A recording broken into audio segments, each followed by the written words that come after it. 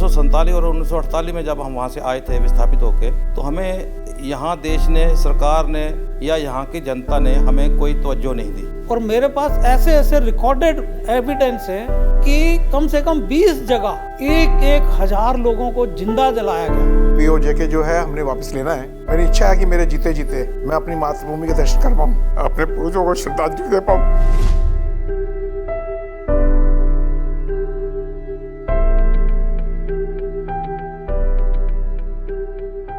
जम्मू कश्मीर का करीब 80,000 वर्ग किलोमीटर एरिया पाकिस्तान के अवैध कब्जे में है, लेकिन पीओजेके का मसला सिर्फ जमीन के टुकड़े का नहीं है, वहां के हजारों लाखों परिवारों का भी है जो कि 1947 में विस्थापित होकर जम्मू कश्मीर के इस तरफ के हिस्से में आए थे या फिर देश के अन्य राज्यों में जाकर बसे थे। पिछले 70 सालों में उन विस्थापितों की ना कोई चर्चा हुई, ना बात हुई, ना ही उनको किसी तरह का कोई कंपनसेशन या सुविधा मिली। आज हम पीओजेके के विस्थापित परिवारों से बात करेंगे, उनके दर्द को जानेंगे, उनके क्या प्लाइट्स हैं उनको जानेंगे। सबसे पहले हम वरुण गोस्वामी जी से बात करेंगे और उसके बाद हमारे साथ हैं कर्नल सोम प्रकाश शर्मा जी और हमारे साथ श्याम सुंदर जी हैं। सर, मुझे ये बताइए कि जब पूरी दुनिया में जम्मू कश्मीर की बात होती है, कश्मीर की खास तौर पर बात होती है, तरह तरह का प्रोपेगेंडा फैलाया जाता है, लेकिन एक हिस्से की, जम्मू कश्मीर के एक हिस्से यानी पीओजेके के विस्थापितों की कभी बात नहीं होती, उनकी चर्चा नहीं होती, उनकी कहानी नहीं बताई जाती, उनका दर्द नहीं बताया जाता। यहाँ तक कि हमारे देश में लोग पीओजेके विस्थापितों के बारे में नहीं जानते। इस पर एक पीड़ित परिवार होने के नाते आपकी क्या प्रतिक्रिया है? यही तो देश के साथ विडंबना हुई है कि हमें 1947 और 1948 में जब हम वहाँ से आए थे विस्थापित होके, तो हमें यहाँ देश ने, सरकार ने या यहाँ की जनता ने हमें कोई तवज्जो नहीं दी। हमें आज तक बुला के रखा हुआ, हमें याद ही नहीं करा किसी को कि हम कौन हैं, कहाँ से आए हुए हैं। हमारी अपनी पहचान तक हमारी यहाँ ख़त्म करने की साजिशें होती रही सभी सरकारों की तरफ से। अगर हमारे साथ ऐसा ना हुआ होता तो ये जो 1987 से 90 तक कश्मीर के पंडितों के साथ या कश्मीर के हिंदू सिखों के साथ जो अत्याचार हुए हैं वो ना होते, क्योंकि हम इतिहास भूल चुके थे। इतिहास भूलना ही सबसे बड़ा दुखदाई था। वो भूलने की वजह से ही हमारे साथ ये सबके साथ आगे हुआ और आगे भी ऐसे ही संभावनाएं लगी हुई हैं। सर, मुझे ये बताइए कि पीओजेके के विस्थापितों के कितने परिवार हैं? ख़ासतौर पर आप पुंछ से हैं तो पाकिस्तान ऑक्यूपाइड पुंछ का जो एरिया है, वहाँ के परिवार देश के किस किस हिस्से में बसे हैं, किस परिस्थितियों में रह रहे हैं, क्या स्टेटस है उनका, किस तरह के हालात में हैं, ये आप बताइए। मैंने जो पूरा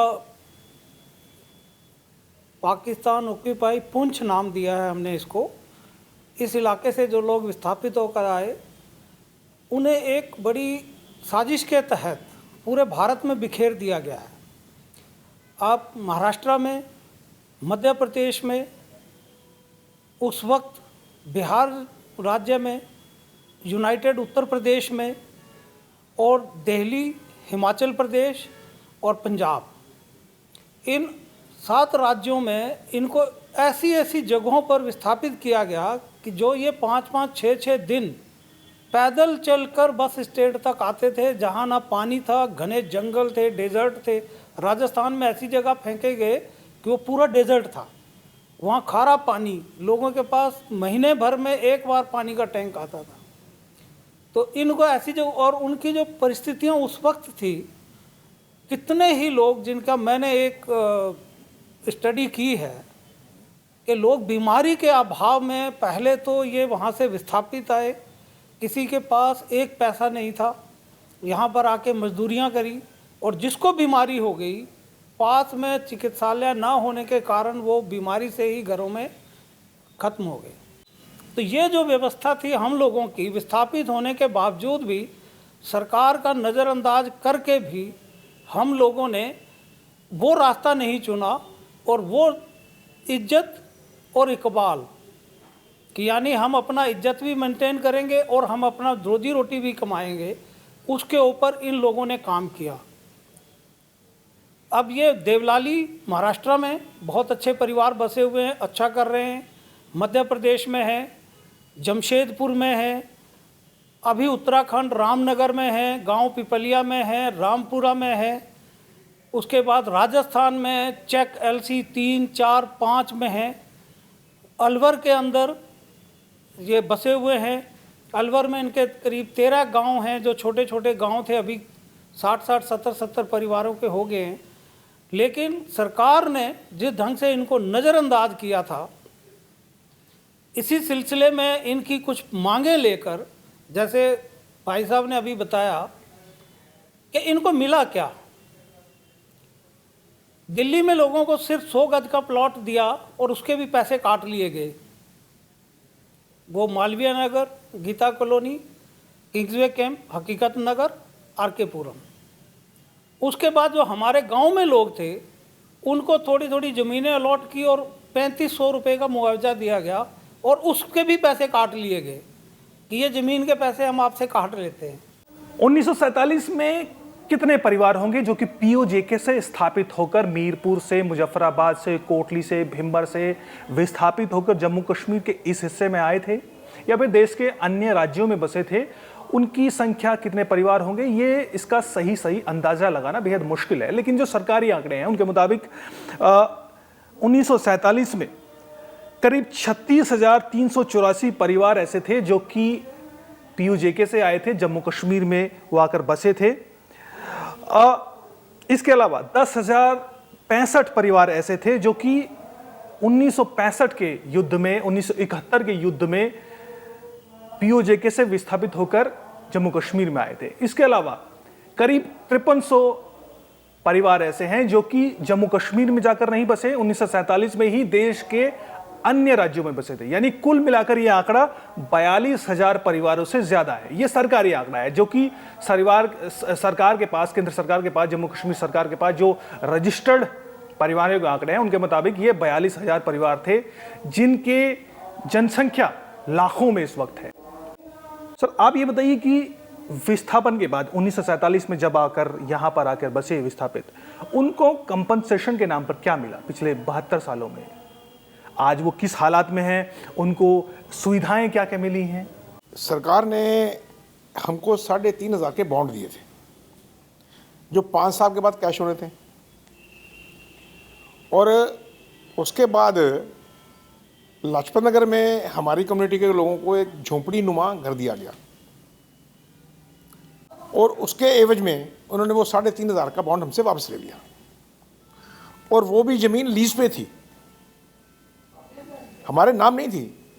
अलॉटमेंट हमारे नाम थी पर वो ज़मीन राष्ट्रपति की थी। काफ़ी वर्षों के बाद जगमोहन जी जब मिनिस्टर बने थे तब उन्होंने हमसे लमसम पैसे लेके वो लीज होल्ड को फ्री होल्ड किया। उसके लिए भी हमको हज़ारों रुपए देने पड़े।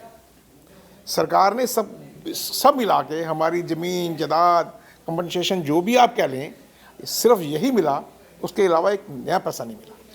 भाई जो पाकिस्तान के अलग हिस्सों से, जैसे मुल्तान से, सिंध से, पंजाब से जो लोग आए हैं, उनको उनकी ज़मीनें भी मिली, चाहे वो हरियाणा में मिली हो, चाहे पंजाब में मिली हो, या अन्य स्थानों पे भी मिली हो। तो ज़मीनें तो मतलब ही नहीं है। एक झोंपड़ी नुमा घर दिया गया, उसकी एवज में भी वो भी लीज पे दिया गया, जो टेम्परेरी हो या लमसम 3,500 रुपये का एकदम बॉन्ड दिए गए थे, वो भी हमसे वापस ले लिए गए। क्योंकि आप जब सिलेंडर करेंगे वो बॉन्ड, तब आपको एक झोंपड़ी देंगे और झोंपड़ी भी लीज पे देंगे, और लीज भी जो है जब फ्री होल्ड किया उसके लिए फिर हमसे चार्ज किया गया। इससे अलावा कुछ नहीं मिला। वरुण जी, मैं आपसे जानना चाहूँगा कि 1947 में आपका परिवार मीरपुर से आया, आपकी पहली जनरेशन ने ये दर्द भोगा, वो क्या परिस्थितियाँ रही होंगी कि उन्हें मीरपुर से पलायन करना पड़ा? क्या हुआ था उन दिनों मीरपुर में? और कहा यह भी जाता है कि जो जम्मू कश्मीर का अधिमिलन हुआ वो 26 अक्टूबर 1947 को हुआ, जबकि मीरपुर पर हमला ठीक एक महीने बाद 25 नवंबर पर हुआ। इस बीच में मीरपुर के कुछ लोग गांधी से भी मिले थे, नेहरू से भी मिले, क्या हुआ उस वक्त? ऐसा जब ही एक निश्चय करा गया कि मजहब के आधार पर देश का बंटवारा होगा, तो फाइनल हो गया कि एक हिस्सा जो पाकिस्तान बनेगा, बाकी एक हिंदुस्तान रहेगा। हमारे जो जम्मू कश्मीर इलाका था उसका कुछ फाइनल नहीं था तब तक, लेकिन ये क्लियर था कि ये पाकिस्तान के साथ नहीं जाएगा। ये महाराजा का इलाका, महाराजा हरि सिंह जी का, और ये या तो अपना अलग रहेगा या हिंदुस्तान के साथ जाएंगे, ये क्लियर था। तो उससे क्या करा कि वहाँ के जो लोकल मुसलमान थे मीरपुर में, वो जुलाई महीने में ही अपने पंजाब के इलाके में, जो पंजाब जो पाकिस्तान के हिस्से में जा रहा था, उस पंजाब के इलाके में शांति से, बिना किसी दंगा फसाद के, बिना किसी बात के, वो सारा अपना घर छोड़ के, अपना सामान लेके, सब चीज़ करके शिफ्ट हो गए वहाँ सारे से। अब जब 15 अगस्त को, 14 अगस्त को जैसे फाइनल हो गया, तब तक हमारे मीरपुर में कोई भी मुसलमान नहीं था। उस वक्त अपने घर छोड़ के जा चुके थे। लेकिन जो आसपास के गांव क्षेत्र थे मीरपुर के आसपास के, वहाँ पे दंगे शुरू हो चुके थे सितंबर के लास्ट में। तो वो लोग जो अपने घर बार छोड़ के वो मीरपुर में आ रहे थे, कह के मीरपुर सेफ़ है, ये महाराजी इलाका है, यहाँ पे कुछ नहीं होने वाला। तो क्योंकि यहाँ पे मुसलमान भी नहीं थे, कि सारे जा चुके थे पहले ही। सब जब वहाँ पे शिफ्ट हो गए तो उसके बाद एक तरह से हम सुरक्षित अपने आप को महसूस करने लग गए कि हम तो सुरक्षित हैं। तो 22 अक्टूबर के लगभग मुजफ्फराबाद पे भी हमला हो गया। पूंछ के जो पलंदरी, मांग, बाग, ये तहसीलें थी जो पूंछ की अभी पाकिस्तान के कब्ज़े में है, वहाँ पे भी हमला हो गया। सब जगह, जब कोटली थी, सरसावा था, अंकर था गांव, वहाँ पे सब लोग जो शिफ्ट होके लगभग मीरपुर में आने लगे। कुछ जम्मू की तरफ निकल के, और पूंछ वाले कुछ वाया पूंछ रजौरी होके जम्मू की तरफ आ गए। और मुजफ्फराबाद के जो लोग थे वो, उनको कश्मीर पास पड़ता था, वो वहाँ से कश्मीर में निकल के आ गए। लेकिन कश्मीर में उस वक्त सबसे ज़्यादा धोखा हुआ, वहाँ पे अपनी ही कम्युनिटी ने धोखा दिया। वहाँ पे जो हमारे हिंदू सिख भाई थे, उन्होंने हमारे लोगों को वहाँ रुकने नहीं दिया। उन्होंने कहा हमारा कल्चर बिगड़ जाएगा अगर तुम्हें यहाँ रुकने देंगे तो। उन्होंने कश्मीर से हमारे लोगों को भगा दिया। वो पैदल कश्मीर से 300 किलोमीटर जम्मू पड़ता है, वहाँ कश्मीर से पैदल 300 किलोमीटर चल के जम्मू तक पहुँचे। वो वहाँ अगर वो उनको वहाँ रोक ले जाता, उनको वो पनाह दे देते अपने भाइयों को, तो जो ये 90 में कश्मीर में त्रासदी हुई है, ये कभी भी ना होती। तो जब यहाँ मीरपुर पे जब हुआ, ये 26 अक्टूबर को जब विलय पत्र पे साइन हो गए, तो तब तो भैया भारत सरकार की जिम्मेदारी होगी थी वहाँ की सुरक्षा देनी। तो तब तक वहाँ के कोई सुरक्षा के लिए कोई साधन नहीं मुहैया कराए गए, कोई यहाँ से सेना या सहायता कोई नहीं भेजी गई।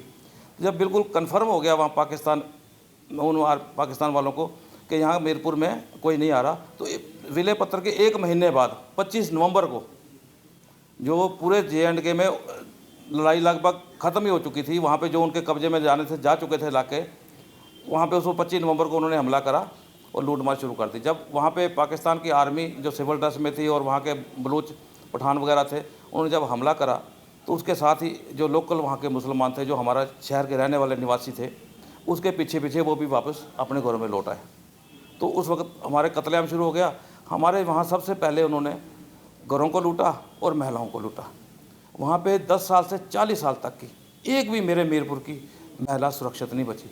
उनको वहाँ से वो लूट के पाकिस्तान ले गए, और वहाँ बताया जाता कि 1-1 रुपये में नीलामी करके बेची गई थी वहाँ की महिलाएं। मेरी माता जी, मेरी नानी भी जो एक गांव में पास में रहते थे, वो भी मीरपुर आ गए थे।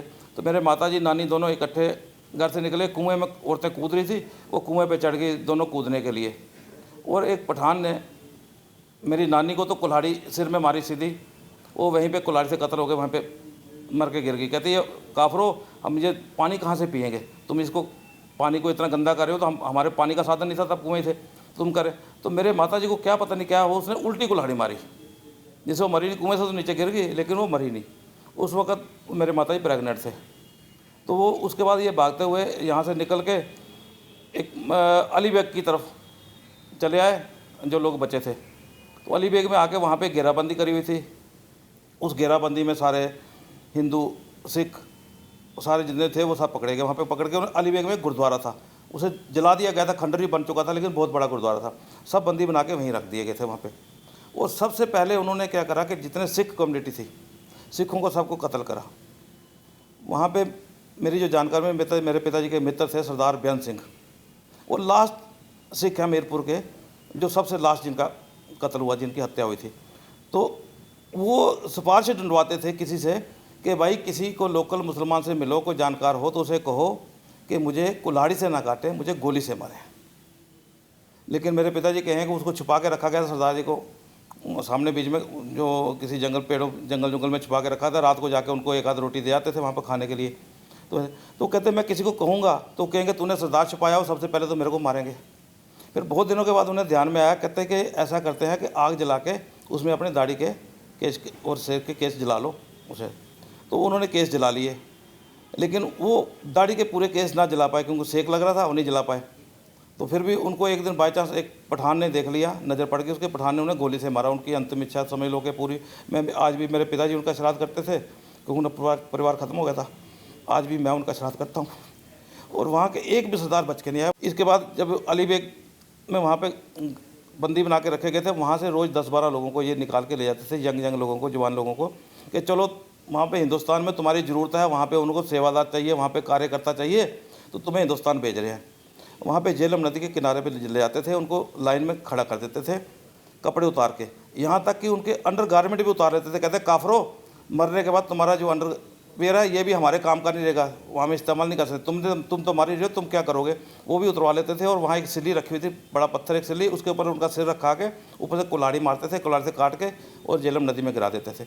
वहाँ मेरे पिताजी, मेरे को इसलिए जानकारी इस बात की है कि वहाँ पे वापस तो कोई आता नहीं था। मेरे पिताजी वहाँ 3 बार बच के आए। ऐसे ही हो गया कि उनको जब ले जाते थे वहाँ पे हमारे जो एम्प्लॉई थे, जो हमारी खेती का काम करते थे, वो मुसलमान थे सारे। तो वो उन्हें कहते थे, अरे ये पीर फ़कीर आदमी है, तुम गुनाह कर रहे हो, इसको क्यों मार रहे हो। वो 3 बार वो छुड़वा के ले आए पिताजी को, और पिताजी ने इसलिए वो लाइव अपनी आँखों से देखा है वो मंजर जो, इसलिए उन्होंने बताया मुझे, तो इसलिए वो जानकारी है वहाँ पे तो सिख तो एक भी सिंगल भी, वो जो सिख औरतें थी, औरतों के क्या करते थे, वो गोदी में जो बच्चा होता था उस बच्चे को एक बांस के आगे लगा हुआ था लोहे का नेजा बोलते थे उसको, वो लेके मार के गोदी का बच्चा उठा के उसको हत्या कर देते थे और उस औरतों को ले जाते थे। सबसे पहले तो उन्हें सिख औरतें लूटी उन्होंने, उसके बाद फिर तो सभी औरतें, उसके बाद तो एक देखिए स्टार्टिंग उन्होंने सिख औरतों से करी थी, और कत्ल भी सबसे पहले सिखों का करा। सारा मीरपुर में इतना बड़े आबादी सिखों की थी कि वहाँ पे गुरुद्वारा जो बताते हैं, कहते हैं इसको टक्कर देता था, अमृतसर के दरबार साहब को टक्कर देता, इतना बड़ा गुरुद्वारा था वहाँ पे इतनी ज़्यादा सिख कम्युनिटी थी, जिनमें एक सिंगल भी सिख वहाँ से बच के नहीं आया। सिख ही क्यों? उन्होंने, क्योंकि सिखों से तो शुरू से ही रहा, इनके तो जितने गुरु भी हुए हैं उनके भी मुगलों से ही युद्ध रहे, क्योंकि ये जो थे ये हिंदू धर्म की रक्षा के लिए सबसे आगे यही आते थे। तो उनको था कि जब इन हिंदुओं को काफर, वो तो हिंदू बोलते नहीं थे, वो तो काफर बोलते थे, चाहे सिख हो चाहे हिंदू हो। हिंदू में तो अब हम कहते हैं, अब जातिवाद में आ जाते हैं, लेकिन कोई भी हो, मतलब हिंदू तो हिंदू है, तो वो हिंदू ना हिंदू बोलते थे ना सिख बोलते थे, वो सबको काफिर बोलते थे। तो ये कहते काफरों को जो सुरक्षा दे सकता है तो वो सिख दे सकते हैं, पहले इनको जो सुरक्षा देने वाले हैं पहले इन्हें ख़त्म करा जाए। तो सबसे पहले उन्होंने सिखों को ख़त्म करा, उसके बाद सारे हिंदुओं को। एक मुझे एक किस्सा एक याद आ रहा है। मैं इस कम्युनिटी के जितने लोग हिंदुस्तान में जहाँ रहते हैं, अलग अलग सूबों में मैं जाता रहता हूँ उनसे मिलने के लिए। तो मेरे पिताजी, मेरे दादाजी इस कम्युनिटी के पुरोहित थे वहाँ पे, महाराजा हरि सिंह के भी पुरोहित रहे हैं वो। तो मेरा उनसे संपर्क में जब नाम बताता हूँ कि जी मैं गोसाई जी का छोटा बेटा हूँ, तो वही इतना ही परिचय मेरा बहुत होता है। वो कहते हैं अच्छा जी, बहुत सम्मान देते हैं, मिलता हूँ। ऐसे चंडीगढ़ एक प्रोग्राम में गए थे, वहाँ पे मीरपुर वालों को मैं वहाँ बुलाया था हमने, वो उनसे मिलने के लिए मीटिंग सा करा था छोटा सा। तो वहाँ पे एक सरदार जी भी थे, लगभग 90 साल की उम्र की, मुझे नाम थोड़ा मैं ध्यान से उतर रहा है मेरे। तो वो कहने लगे जी मैं मीरपुर का हूँ। तो मैंने कहा नहीं, आप सरदार जी मीरपुर के नहीं हो सकते, आप पिंबर के होंगे, कोटली के होंगे, सरसावा के होंगे, किसी दूसरे तहसील के होंगे, जिला मीरपुर होगा आपका। कहते नहीं जी मैं तो खास मीरपुर का शहर का ही हूँ। मैं कही मीरपुर शहर का तो मैं जानता हूँ, सबसे लास्ट सिख जिनकी हत्या हुई थी वो सरदार बेअंत सिंह नाम था उनका, उसके बाद तो कोई सिख और बचा ही नहीं।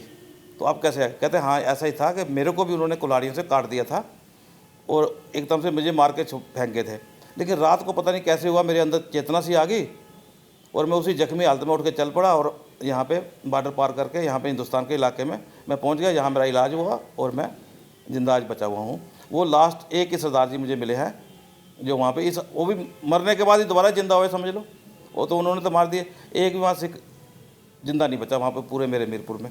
और वहाँ पे महिलाओं को तो मेरे जो एक नानके परिवार की थी, उन्होंने वो बताते थे, उन्होंने 10-11 औरतें थी उनके घर की, उन्होंने घर का सारा फर्नीचर घर के बीच में रख के और लकड़ी जलाने वाली बीच में रखी और छतों पे चढ़ के सब महिलाओं ने उसमें कूद के अपना संस्कार अंतिम संस्कार भी खुद अपने हाथों से कर लिया कि हम मुसलमानों के हाथ में नहीं जाना चाहती, इसलिए उन्होंने सब परिवार वहाँ। ऐसे बहुत सारे लोगों के बाद में सुनते हैं हम। सर उस वक्त जो हुआ वो तो बेहद दर्दनाक रहा, लेकिन उसके बाद आपके परिवार की जर्नी, आपकी पर्सनल लाइफ में आप किस तरह का दर्द आपने देखा, आपकी पर्सनल जर्नी कैसी रही?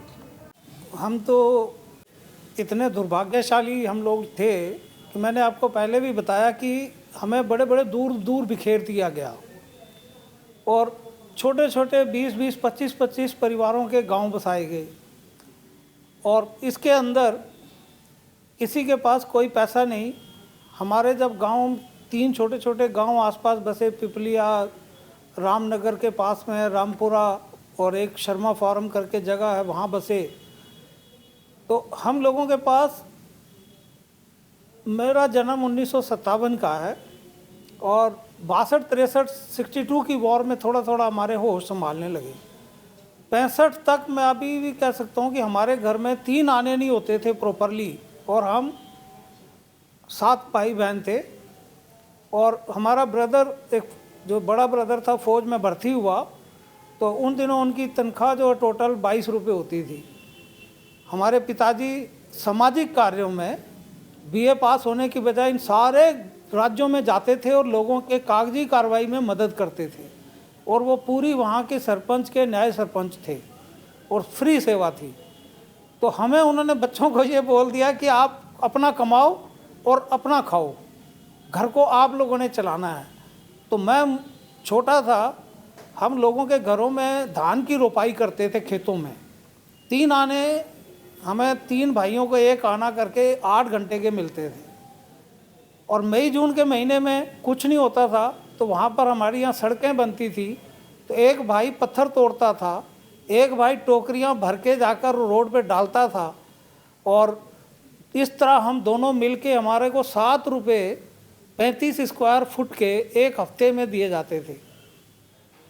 वो पैसे इकट्ठे करके हमारी 2 छोटी बहनें, भाई और हम लोग सारे पढ़ते थे स्कूल की फ़ीस। और वहाँ पर एक ये कानून था कि हमारी किसी की स्कूल की फ़ीस माफ़ नहीं होती थी। हमें ये कहते थे कि आप लोग तो विस्थापित हैं, आपको 3500 रुपये मिल गए हैं।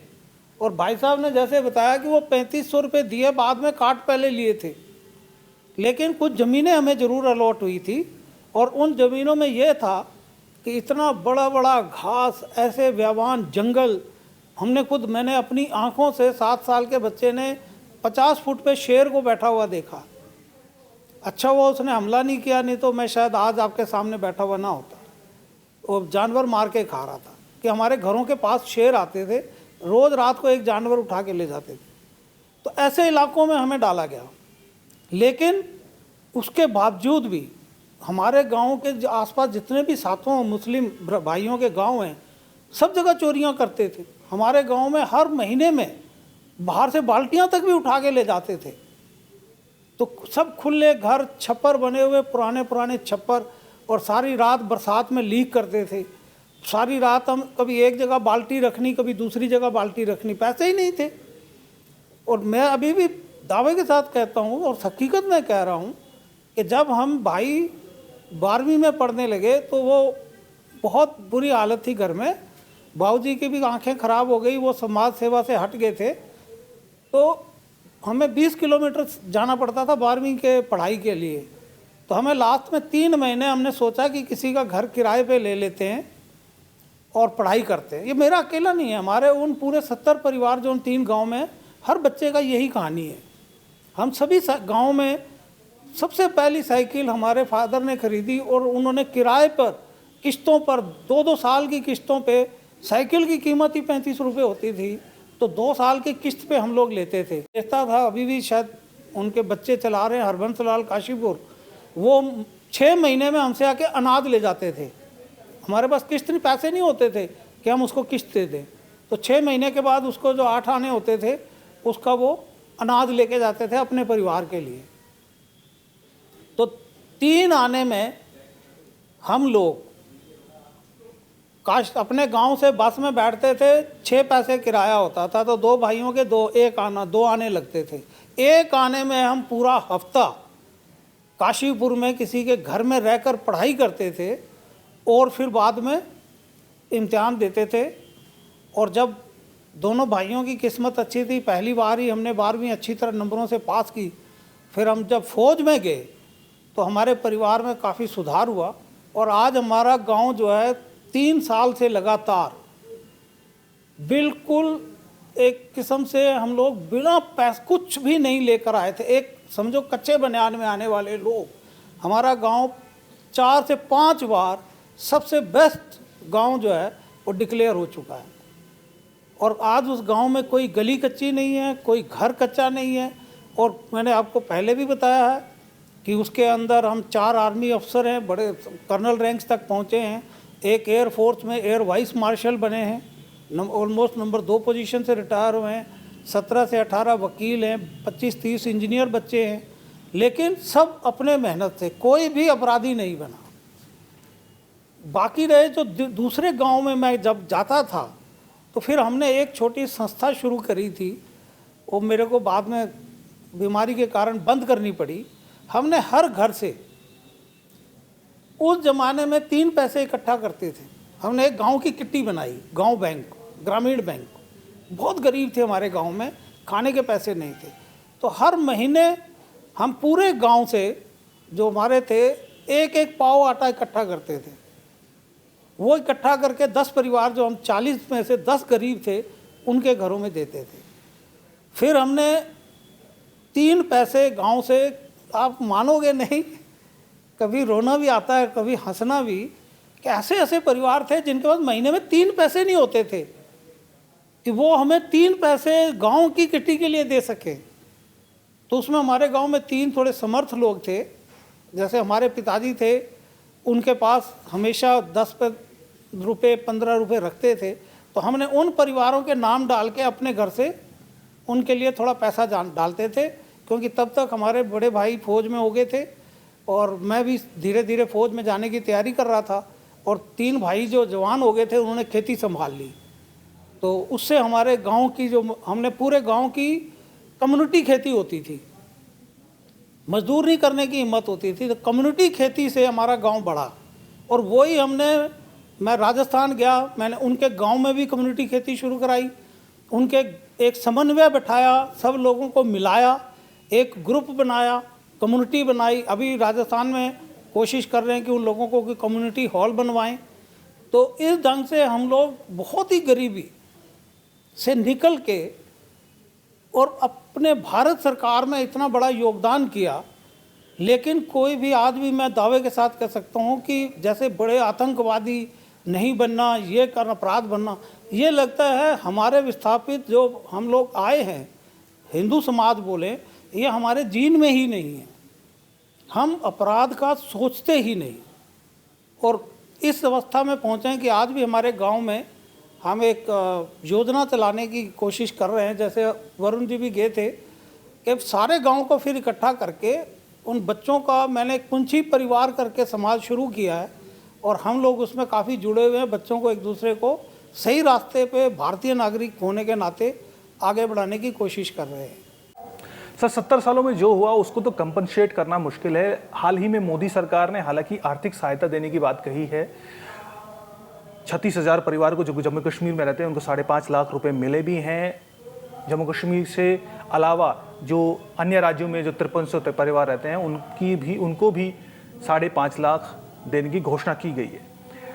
क्या लगता है अभी तुरंत क्या करना चाहिए जिससे विस्थापितों के दर्द को थोड़ा मरहम लग सके? ऐसा है कि जो कष्ट हुए मेरे परिवार ने सहे, उसका तो कुछ भरपाई हो नहीं सकती।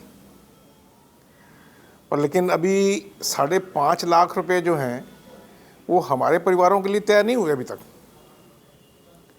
और हुए तो मेरे को इसकी जानकारी नहीं है। वो जो 5.5 लाख रुपए उनको दिए गए हैं कि जो लोग जम्मू के अंदर सेटल हैं, पीओजेके से जो लोग आए हुए हैं और उसके बाद जम्मू में जो सेटल हुए, उनके लिए ये योजना बनाई गई। उसके बाद जब हमारा डेलीगेशन जो गया जितेंद्र सिंह जी से मिलने के लिए, तो पता नहीं ये उनको क्लियर हुआ या नहीं हुआ। उसके बाद जो नया जो एक इन्होंने सर्कुलर जारी किया, उसमें ये कहा कि जो लोग जम्मू कश्मीर को छोड़ के चले गए थे और उसके बाद वापस 300 फैमिलीज आए, उनके लिए भी है।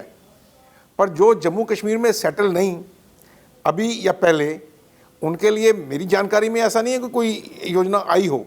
जब आएगी तो तब की बात की जाएगी, अभी तक तो मेरे को लगता नहीं कुछ मिले।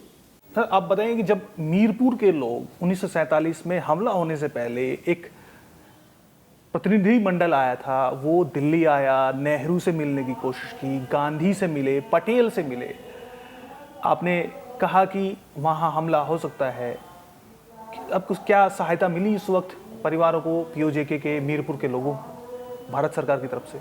हमला होने से पहले जब ये सितंबर की बात है, सितंबर 1947 की, हमारे कुछ लोग जो थे जो जम्मू में रह रहे थे, जिनमें एक मेहरचंद महाजन थे, वो जम्मू में ही थे, मीरपुर के थे वैसे वसनीक, तो वो एक प्रतिनिधि मंडल लेके यहाँ दिल्ली में आए थे कि मीरपुर की घेराबंदी हो रही है पाकिस्तान की तरफ से, तो वहाँ इनके लिए सुरक्षा भेजी जाए।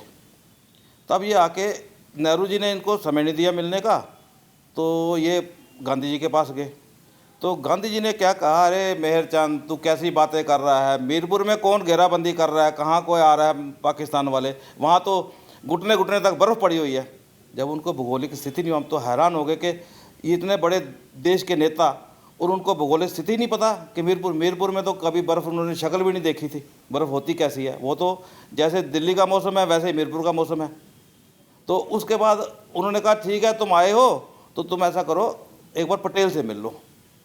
तो ये लोग पटेल जी के पास गए, तो पटेल जी ने साफ कह दिया कि देखो मैं इसमें कोई आपका मदद नहीं कर सकता।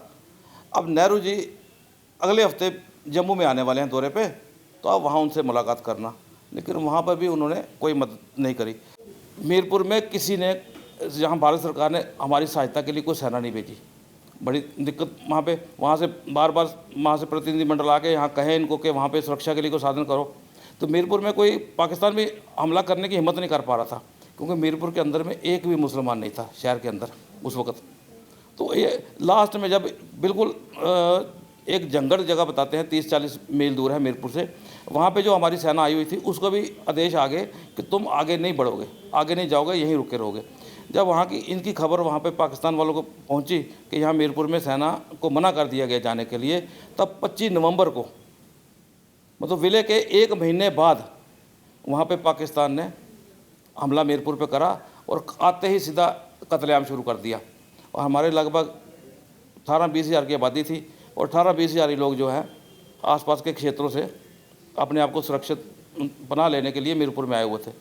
उनमें से आधा शहर, आधी आबादी, मतलब लगभग 18,000 का टारगेट बताते हैं, 18,000 लोग जो हैं वो एक हफ्ते में ही कत्ल कर दिए गए थे वहाँ पे।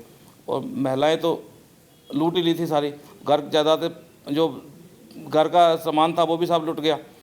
सर आपको क्या लगता है कि क्या होना चाहिए अभी पीओजेके के जो स्थापित हैं उनको, क्या पीओजेके के लिए गिलगित बल्तिस्तान के लिए जो 24 सीटें रिजर्व रखी गई हैं, क्या उसके लिए देश में रह रहे पीओजेके विस्थापितों को रिप्रेजेंटेशन दिया जाना चाहिए, उनसे लोगों को चुना जाना चाहिए?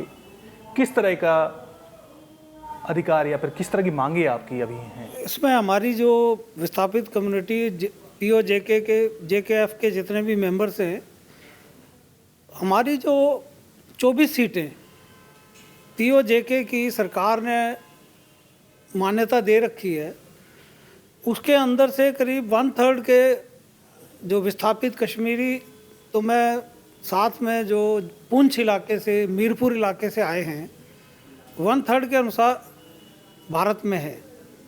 और इस हिसाब से करीब 8 सीटें इनकी बनती हैं। और हम भी चाहते हैं कि जो भी भारत में ये विस्थापित रह रहे हैं, ये रिप्रेजेंटेशन इनको दिया जाए। और जब तक पीओजेके भारत का अभिन्न अंग दोबारा नहीं बनता, इनको ये जो भी भविष्य में जम्मू कश्मीर यूनियन टेरिटरी में जो भी असेंबली बने या लेजिस्लेटिव काम हो, उसके अंदर इनको भी एक रिप्रेजेंटेशन दिया जाए। साथ ही जो भी सरकार ने उस वक्त मान्यता दी, किसी भी हमारे विस्थापित को किसी भी एजुकेशन इंस्टीट्यूशंस, किसी भी गवर्नमेंट जॉब्स में, किसी भी सरकारी योजना में कोई लाभ नहीं दिया। और उसका ये असर हुआ कि कई हमारे परिवार जो आज भी हैं एक बड़ी ही गरीबी में गुजारा कर रहे हैं। और एक मेरी बहुत ही गहरी प्रार्थना है, और वो ये, हमारी भाषा बिल्कुल ख़त्म हो गई है। पहले भी लोग इस पे व्यू दे चुके हैं। हमारी पुंछी पहाड़ी भाषा थी, बहुत ही मीठी, कहते हैं किसी ज़माने में ये फ्रेंच भाषा के बराबर थी, बड़ी मीठी भाषा है। तो कुदर जुलनाएँ, everywhere word is a respectful word. आप तुसा क्या करने हो, इस भाषा को जागृत करने के लिए हमारे को गवर्नमेंट की तरफ से कोई मदद मिले, तो हम चाहते हैं कि हम इस भाषा को, मैंने एक शुरू कर रखा है पुंछी परिवार में, पुंछी हिंदी डिक्शनरी बनाने की कोशिश कर रहा हूँ। और हर बच्चे को बोलता हूँ कि जिसके बुजुर्ग माँ बाप जिंदा हैं वो उस शब्द जो हैं पुंछी के, उस मेरे साथ उसमें फेसबुक में शेयर करें। और एक डिक्शनरी कंपाइल कर रहा हूँ, करीब करीब 2000 शब्दों को मैं कंपाइल कर चुका हूँ।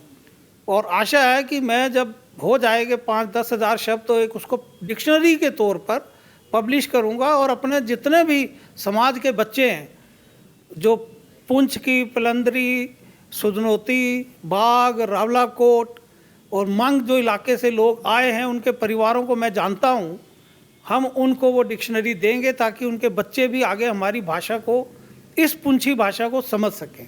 सर, पीओजे के विस्थापित भी आर्टिकल 370 और आर्टिकल 35A के बड़े विक्टिम थे। विस्थापितों को, पीओजे के विस्थापितों को उनके अधिकार नहीं मिलते थे, मौलिक अधिकार जो उनके हैं उनका हनन उनका हो रहा था।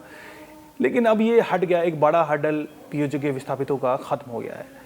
अब इसके बाद आपको क्या लगता है कि क्या पीओजेके में विस्थापितों की घर वापसी संभव हो पाएगी? क्या पीओजेके हमें वापस मिल पाएगा? क्या आपकी घर वापसी, आपके अपनी सरजमी, अपने घर, अपने मीरपुर वापस हो पाएगी? आपको क्या संभावना लगती है? मैं पूरा आशावान हूँ। जब से मोदी जी आए हैं, उन्होंने संकल्प भी किया है और भारत सरकार का एक प्रस्तावना पास भी, एक रेजोल्यूशन भी पास हुआ है कि पीओजेके जो है हमने वापस लेना है। और मेरी इच्छा है कि मेरे जीते जीते मैं अपनी मातृभूमि के दर्शन कर पाऊँ, अपने पूर्वजों को श्रद्धांजलि दे पाऊँ, ऐसी मैं आशा करता हूँ। और मेरे को पूरा विश्वास है, अब ये जीवन काल में होगा या नहीं होगा इसके बारे में मैं कुछ नहीं कह सकता, पर ये एक दिन होगा जरूर, ऐसी मैं आशा करता हूँ। आपके पहली जनरेशन तो इस नरसंहार को खुद झेला, आपने भी उस दर्द को लगातार पिछले 70 सालों में लगातार झेला। नई जनरेशन इसको किस तरीके से देखती है? नई जनरेशन जो है, क्या नाम उसका, अब मैंने तो मुक्त भोगी देखे हैं। मैंने अपने माता पिता को देखा, दादा दादी को देखा, उनकी पीड़ा को देखा, उनकी परिस्थितियों को देखा, वो कैसे रहते थे, उनकी चर्चाएं होती थी। हमारी कम्युनिटी में जब मैं 25 नवंबर को हम विस्थापित हुए और लगभग 50 साल से हम शहीदी दिवस मनाते हैं। तो जब मैं छोटा सा था तो मैं अपने जो मेरे दादा थे, मेरे पिता थे, ना दादा रहे ना पिता रहे, वो लोग जो बैठ के चर्चा करते थे तो मैं बड़ा उसको ध्यान से सुनता था। तब परिस्थितियां भी अलग तरह की थी। पर आज की जो कम्युनिटी, हमारी जो नई जनरेशन आ रही है, वो कंसर्न तो है, पर जो जज्बा हमारे मन में है, जो पीड़ा हमारे मन में है, वो पीड़ा उनके मन में नहीं है। आपको क्या लगता है पीओजेके में आपकी वापसी को लेकर आप कितना आशावान हैं? क्या लगता है कि क्या ये कभी संभव हो पाएगा? आपके जीते जी ऐसा संभव हो पाएगा? आप किस तरीके से इसको देखते हैं? हमारा जी, हम तो दिल से ही, शुरू से ही हमारी इच्छा रही है कि हम वापस मीरपुर में ही जाएं, जहां मेरे घर थे। अभी मेरे एक परिवार के सदस्य ने वहां पे अपना रिकॉर्ड निकलवाया जम्मू में, तो उनका 160 कनाल ज़मीन उनके नाम से वहाँ पे कागजों में दिखाई गई। जबकि हमारे को पता, हमारे पिताजी बताते थे कि हम, जो हमारे पिताजी, दादाजी, परदादाजी, सारे एक एक बच्चा ही रहा उनका, हमेशा आगे आगे, इसलिए हमारे परिवार की ज़मीन बढ़ती नहीं रही और भी खरीदते रहे। ये हमारी तो 200 कनाल से ज़्यादा ज़मीन है वहाँ पे।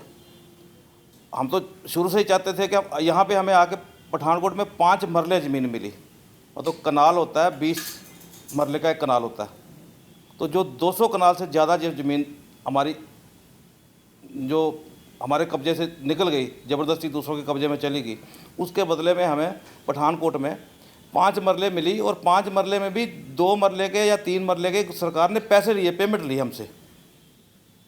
मतलब उसमें भी हमारे अपने पैसे दे के वो भी ली, उतने इसमें रह रहे हैं तो हमें तो भैया रहता ही है कि हम वापस जाएं। दूसरी बात ये तो मैं खुद अपने पैसे से भी मैं वापस जम्मू अपने में हमारी जन्मभूमि तो चलो मैं पैदा पठानकोट में हुआ, लेकिन अपनी मातृभूमि तो मैं अभी भी अपने मीरपुर को ही मानता हूँ। मेरे को तो वहाँ पे शुरू से को मैं अपने सोसाइटी के साथ, बच्चों के साथ कभी नहीं खेला हूँ, मैं अपने बुजुर्गों में ही रहा हूँ। मेरा अपना बचपन भी जो मैं 5-6 साल का जब से होश में हूँ तो मैं बुजुर्गों के साथ ही बैठा हूँ। मैं कभी अपने हम उम्र के साथ कभी खेला भी नहीं। मेरा आज भी कोई भी हम उम्र, कोई मेरा जो जहाँ स्कूल में पढ़ा हूँ मैं पठानकोट में जैसे रहा हूँ, मैं 83 तक मैं पठानकोट रहा हूँ, 55 की मेरी बर्थ है, कोई मेरा दोस्त नहीं है। मैं बुजुर्गों के साथ ही रहा हूँ, मेरे बुजुर्गों से मिलना गिलना, इसलिए मेरा पूरे हिंदुस्तान में भी अगर संपर्क है ना जो POJK के लोग हैं, इसी वजह से है कि मैं शुरू से बुजुर्गों के साथ ही उठा बैठा हूँ। मैंने खुद अपने पैसे से भी जाके इच्छा रखी कि मैं जाके लूँ, लेकिन हम 5300 परिवार जो उस वक़्त अपनी मर्ज़ी से नहीं, वहाँ की सरकार के आदेश से, सरकार ने, जम्मू कश्मीर सरकार ने कहा था कि हमारे पास इतने लोगों को रखने की व्यवस्था नहीं है, इसलिए इन्हें भारत सरकार कहीं अलग इन्हें सेटल करे। तो उसके तहत हमारे 300 परिवार पठानकोट में सेटल हुए। मैं धर्मशाला जो कांगड़ा ज़िला में पड़ता है हिमाचल में, वहाँ भी सब लोगों के साथ मिलता संपर्क में रहता हूँ। वहाँ पे जो गिलगित के आए हुए लोग खनियारा में रह रहे हैं, जो पिंबर के आए हुए हैं वो योल में रह रहे हैं। ऐसे पठानकोट में 300 परिवार जो हैं ज़िला मीरपुर के हैं, कोटली के भी हैं, उसमें सरसावे के भी हैं, मीरपुर शहर के भी हैं। ये इनमें से अधिकतर लोग जो हैं वो वापस वहाँ जाना चाहते हैं, लेकिन हमारे पास जाने का हमारे को मानता नहीं है वहाँ पे। अब मैंने वहाँ अपने पैसे से जगह खरीदने की जब बात चली तो वहाँ पे जाके जगह की मेरी बात हुई जम्मू में, तो कह रहे जी ये जो जगह है ये किसी अलग कैटेगरी में है, ये आप सीधे नहीं खरीद सकते। जो बेच रहा था आदमी, मैं उसे कहा मैं रजिस्ट्री कराऊंगा, क्योंकि मेरे पास तो स्टेट सर्टिफिकेट नहीं है, लेकिन मेरे जो धर्मपत्नी है उसके पास स्टेट सर्टिफिकेट है, मेरी बड़ी बहू के पास भी स्टेट सर्टिफिकेट है, कि वो जम्मू से मैंने शादियाँ करी हुई हैं। मैं कहा उनके नाम से मैं वहाँ पर खरीद लूँगा। तो उन्होंने कहा जी इसकी रजिस्ट्री आपके नाम से नहीं हो सकती, इसकी रजिस्ट्री कराने के लिए पाकिस्तान से किसी मुसलमान को बुलाना पड़ेगा। पहले ये जो ज़मीन जिसके पास है ये उस मुसलमान के नाम रजिस्ट्री करेगा जो पाकिस्तान में रह रहा है, फिर वो मुसलमान आपके नाम से रजिस्ट्री करेगा, वो आगे आपको दे सकता, ये डायरेक्ट आपको नहीं दे सकता। मैं क्या कहते हैं, जम्मू कश्मीर सरकार ने कुछ ज़मीनें निश्चित कर रखी हैं जो सिर्फ उन्हीं को मिलेंगी जो पाकिस्तान से आएगा। जो यहाँ रह रहा है जिसके पास स्टेट सब्जेक्ट है वो भी उस ज़मीन को नहीं खरीद सकता। मैंने ऐसे ही ये चर्चा सेंट्रल गवर्नमेंट के किसी लोगों से, उनसे भी जो संपर्क में थे, मैंने उनसे बातचीत करी। मैं कहा क्या ऐसा रूल है? उन्होंने कहा हाँ है ऐसा। वहाँ के लोग वो पाकिस्तान से आते हैं, वो यहाँ रजिस्ट्री कराते हैं, रजिस्ट्री कराने के बाद उनको पैसे तय होते थे, भाई तुम्हें इतने पैसे दिए जाएंगे, तुम वापस रजिस्ट्री दूसरे के नाम से कर दोगे। वो रजिस्ट्री करते हैं, उनके साथ रजिस्ट्री करा के वो वापस चले जाते हैं। ये 35 एक इतनी दुर्भाग्यपूर्ण। आपको क्या लगता है सर कि अब क्या ग्रीवांसेस आपके बचे हैं जो कि होना चाहिए, क्या होना चाहिए, तुरंत सरकार को क्या कदम उठाए जाने चाहिए? इसमें तो मैं तो बहुत ही आशावादी हूँ, आर्मी से हूँ, और मुझे पूरी उम्मीद है कि मौजूदा सरकार मोदी जी और अमित शाह की जोड़ी उस POJK को अगले 2 साल के अंदर वापस ले लेगी। और जिस ढंग से हमारा पूरा सहयोग है, और हम भी चाहते हैं कि अगर हमें दोबारा रिटायरमेंट के बाद मौका देते हैं तो सारा लॉजिस्टिक हम संभालने को तैयार हैं। और दूसरा, मैं अपने इलाके में आज भी जाने को तैयार हूँ। हमारे यहाँ पे वहाँ पर हमारे बहुत ही संभ्रांत परिवार थे। महाराजा गुलाब सिंह जी के बारल किला एक होता था, बारल किले के वो एक लॉजिस्टिक ऑफिसर थे हमारे ग्रैंडफादर रामजी दास मेहता। और अभी भी हमारे भविष्य में जितने बच्चे हैं हमने उनसे बात की है, और तकरीबन हर परिवार से इस वक्त भी करीब 3000 बच्चे इतने आशावादी हैं कि हम अपने गांव में जाकर एक बार दोबारा बसेंगे। कुछ एक परिवार जिनके सारे के सारे काट दिए गए, कोई नहीं बचा, दूर के रिश्तेदार।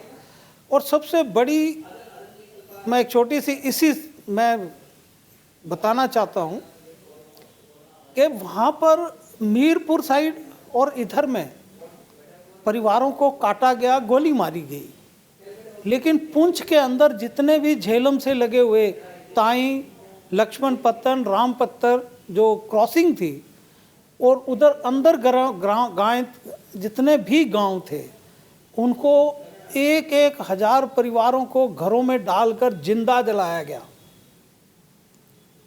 आज भी मेरे को ऐसे लोग मिले जो रात को सोते हुए चीखते हैं, सपने में रोते थे। उनमें से कुछ 10-12 बच्चे जिंदा निकल के आए और वो अभी उन्होंने पिछले 1-2 साल में शरीर त्यागा। 1,000 लोगों को। आप शिंडलर लिस्ट की एक फिल्म थी जिसमें यहूदी केवल 900 कुछ मारे गए थे, और मेरे पास ऐसे ऐसे रिकॉर्डेड एविडेंस हैं आई विटनेस के कि कम से कम 20 जगह 1,000 लोगों को जिंदा जलाया गया। घरों में डालकर चारों तरफ से घास फूस को डाला, दरवाजे बंद किए गए। पहले उनको अंदर डाला गया कि आपको सवेरे कैंप में ले जाएंगे, और रात रात में चारों तरफ से घास फूस, मक्का होती थी, मक्का के कटी हुई मक्का थी, इकट्ठा किया, घरों के चारों तरफ लगा के आग लगा दी। और एक बचा हुआ बच्चा कहता था 3 किलोमीटर तक उनके रोने और चीखने की आवाज़ें आती थी उन 1000 लोगों के जलने की। तो कहते थे हम जब पहाड़ी पे खड़े होते थे तो आज इस गांव में आग लगी है, कल उस गांव में आग लगी है। कहते चारों तरफ खाली गांव में आगों का गुब्बार नजर आता था। और ये मैं आपको बताना चाहता हूँ, आपके चैनल से बताना चाहता हूँ कि ये जो हादसे हैं भारत में किसी को पता नहीं है। नेहरू जी ने किसी को बोलने नहीं दिया, किसी मीडिया के सामने उनको लाने की कोशिश नहीं की गई, और कांग्रेस ने जिसने बोला उनको दिल्ली में लठ मार मार के मार दिया गया। हमारे पास ऐसे 20 आदमी थे जो दिल्ली में इकट्ठा होकर जब विस्थापित होकर आए तो गुड़गांव में जो कैंप था यहाँ से इकट्ठे होकर आए तो उन्होंने गुड़गांव का कैंप बंद करा दिया, इस कैंप को बंद करा के चक्राता शिफ्ट कर दिया। तो आशावादी तो हम आज भी उतने हैं कि हम इतना परेशान होने के बाद भी अपने घर में मैं आज भी जाना पसंद करूंगा, और हमारे पुंछ के जितने भी लोग हैं सभी जाना चाहते हैं। निश्चित तौर पर यह सही है कि जिस तरीके से 1947 में या उसके बाद जो पीओजेके के विस्थापित झेलते आ रहे हैं वो बेहद शर्मनाक है, बेहद दर्दनाक है। उसको लेकर अब हम कुछ नहीं कर सकते, ये समय बीत चुका है। लेकिन एक काम जरूर कर सकते हैं, हम पीओजेके विस्थापितों की कहानी को, उनके दर्द को, उन पर चर्चा कर सकते हैं, उसको शेयर कर सकते हैं, उनकी बातों को आगे बढ़ा सकते हैं, लोगों में चर्चा कर सकते हैं। चर्चा होगी तभी सरकार पर दबाव बनेगा, तभी 70 साल से इंसाफ की, न्याय की राह देख रहे पीओजेके विस्थापितों के सपने, उनके घर वापसी के ख्वाब पूरे हो पाएंगे। तभी पीओजेके पर भारत का कब्जा संभव हो पाएगा। तो चर्चा कीजिए, शेयर कीजिए। नमस्कार।